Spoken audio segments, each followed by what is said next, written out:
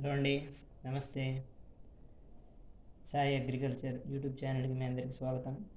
ప్రస్తుతం నేను ఈ సంవత్సరం తీసుకున్న పత్తి వెరైటీల గురించి చూపించడానికి వచ్చాను, వీడియో చేస్తున్నాను. ఫస్ట్గా నేను చూపించాలనుకున్నది రాశి షిఫ్ట్ అండి. రాశి షిఫ్ట్ ఇది సింగిల్ ప్లక్కింగ్, అంటే ఒకటేసారి అయిపోయే రకం. అంటే కాసిన ఒక్క కాపైనా బాగా వస్తుందండి.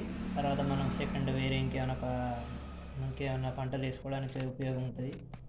మెయిన్గా దీన్ని మొక్కజొన్నలు యాసింగ్ వేసే వాళ్ళ కోసం మెయిన్గా దీన్ని రూపొందించారండి.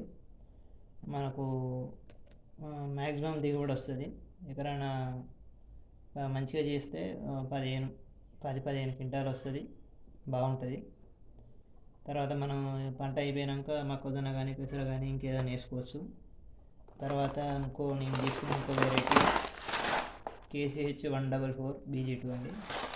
ఇది కూడా బాగుంటుందండి, పత్తి తీయడానికి కూడా అనుకూలంగా ఉంటుంది, బాగుంటుందండి. నెక్స్ట్ మైకోజింగ్, కాయ సైజు చిన్నగా ఉన్నా కూడా బుగ్గ బాగుంటుందండి.